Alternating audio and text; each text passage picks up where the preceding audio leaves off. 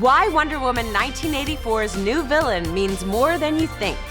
Despite the critical stumbles of some of DC's outings like Suicide Squad and Justice League, as well as the juggernaut of success that is the Marvel Cinematic Universe, sometimes it's easy to forget that the DC Cinematic Universe still has quite a bit of life in it.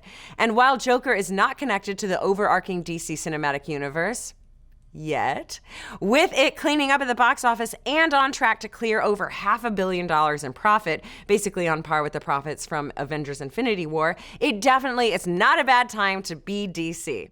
Booyah. Plus, with hype building for James Gunn's take on the Suicide Squad along with Rob Pattinson's Batman, things are looking pretty bright for the distinguished competition. And now, thanks to director Patty Jenkins, we're getting a super cool detail about the next film on the DC slate, Wonder Woman 1984, and its villain. Though we've known for a while about a bunch of the cast in the film, Gal Gadot as Wonder Woman, Chris Pine as Steve Trevor, and Kristen Wiig as the villain Cheetah, there has been one huge question mark on the cast listing. Who the hell is Pedro Pascal playing? Though rumors had swirled about who Pascal's very 1980s businessman in the back of a limousine could be, our wish was that he would be a universe-hopping Mandalorian. It turns out he is actually playing a fan-favorite character from DC lore, the entrepreneur and telepath Maxwell Lord IV. And if you don't know the name, don't feel too bad. While the character has popped up briefly in shows like Supergirl, Smallville, and Justice League Unlimited, he's not exactly a household name villain, but he has had quite a large impact on the DC comics. But who exactly is he, and how will he fit into Wonder Woman 1984? Well, let's break it down. Lord's first appearance was in Justice League #1 in 1987. After the Crisis on Infinite Earths reboot of the DC Universe, Lord was responsible for bringing the Justice League back together. While this version of the Justice League was predominantly a comedy book, it was well regarded in many fans' eyes. Originally, Max Lord was just a very rich human, like another DC character we can think of, but Lord gained superpowers during the Invasion comic book event, namely the ability of telepathic persuasion, aka light mind control, which, as a side note, we're sure is a very useful power for an unscrupulous businessman to have.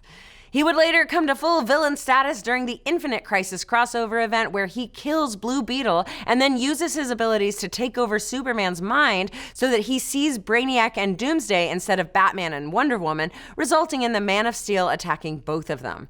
Ultimately, it's Wonder Woman who is able to defeat Maxwell Lord when she uses her lasso of truth to find out that the only way to have Maxwell release his hold on Superman is to perform some lethal chiropractic medicine on Lord.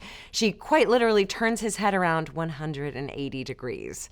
Now, despite this turn of events, he would then go on to be revived and pop up in different ways through the years because comics. So, how will all of this impact the film? It's hard to say, but this could tie into the return of Chris Pine's Steve Trevor. Besides who the hell Pascal was playing, another question fans had for 1984 was, how the hell is Steve Trevor returning after he was killed in the last film? And fans were especially floored when they saw the image of a tracksuit wearing Trevor hanging out in a mall. Did he time travel? Is it his grandson? Is this a fake out or shapeshifter? If you add Maxwell Lord into the equation, it wouldn't be beyond belief to see him use his powers of mental persuasion to trick Diana into seeing that Steve Trevor is back, only for her to later realize that she's been had. Heck, he could even harken back to his comic book origins and try to create an 80s version of the Justice League, a pre-dawn of justice, an after hours of justice, if you will. But what do you folks think? Are you on board for Maxwell Lord? Do you like that Wonder Woman 1984 is diving deep into DC lore and characters? And which prized Pedro Pascal portrayed persona is your personal preference? Javier from Narcos, Oberyn from Game of Thrones, Whiskey from Kingsman 2, or the Mandalorian from The Mandalorian? Let's discuss. Thanks for watching. If you like what you saw, why not give us a like and subscribe?